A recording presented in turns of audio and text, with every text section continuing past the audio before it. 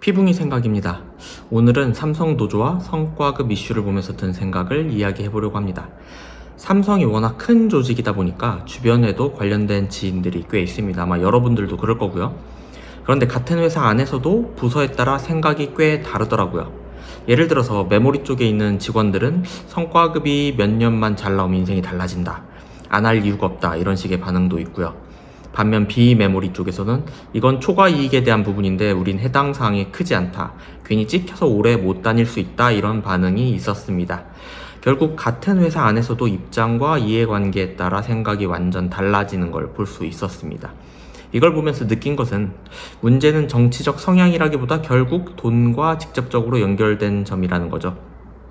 각자가 보는 현실이 다른 겁니다. 여기서 재미있는 인간 심리가 하나 생각났습니다. 혹시 개그맨 이상준 씨가 하는 사망토론 아시나요? 거기 나왔던 주제 중에 하나가 대한민국 월드컵 우승, 그 다음에 현금 100만 원이란 주제로 토론을 했었는데 결과가 300대 100으로 현금 100만 원이 이겼습니다. 단돈 100만 원에도 사람들이 자기 주머니를 선택하는데 하물며 6천만 원도 아니고 6억 수준의 성과급이라면 충분히 이해가 되는 파업 아닐까요? 결코 이건 옳고 그름의 문제가 아니라 사람이라면 누구나 가질 수 있고 그 선택의 문제라고 생각이 들었습니다. 세간에는 이 상황을 편의점 그 알바가 갑자기 매출이 늘었다고 영업이익을 일부 요구하는 거에 비유하기도 하더라고요. 당연히 주주 입장에서 보면 이게 과하다고 느껴질 수 있죠. 하지만 반대로 생각해보면 하이닉스 사례가 이미 있고요. 또 반대로 직원 입장에서 보면 연봉 몇 년치를 단기간에 받을 수 있는 구조라면 아마 참여할 이유가 충분히 있지 않을까요? 결국 이건 누가 맞다 틀리다 문제가 아니라 각자 위치에서 보면 납득 가능한 이슈인 것 같습니다. 요즘 이 이슈를 보면 많은 사람들이 비판적인 반응을 많이 보이는데요. 저 역시 주주 입장에서 보면 솔직히 비판적인 감정이 드는 게 사실입니다. 기업 입장에선 비용 증가고 주주 입장에선 수익과 직결되는 문제이기 때문이죠. 그런데 한편으로는 이런 생각이 들었습니다.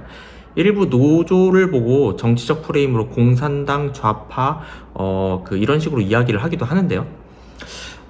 실제로 파업하는 사람들을 보면 20, 30대 젊은 직원들이 상당히 많고 인구 비율로 보면 아마 진보보다는 보수 쪽에 투표했던 사람들이 더 많았을 거예요. 삼성이 특정 성향만 선별해서 채용을 했을 가능성은 적다고 보고 결국 그들도 각자 위치에서 자기 이익을 위해서 행동하고 있는 거라고 볼 수 있을 것 같습니다.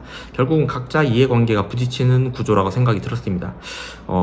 그리고 만약에 진짜 6억을 받게 된다 하면 되게 부러울 것 같네요. 결국 많은 사람들이 비판하는 건 잘 들여다보면 배가 아프거나 주주라서 내 주식이 안 올라서인 것 같습니다. 오늘은 그런 생각이었습니다.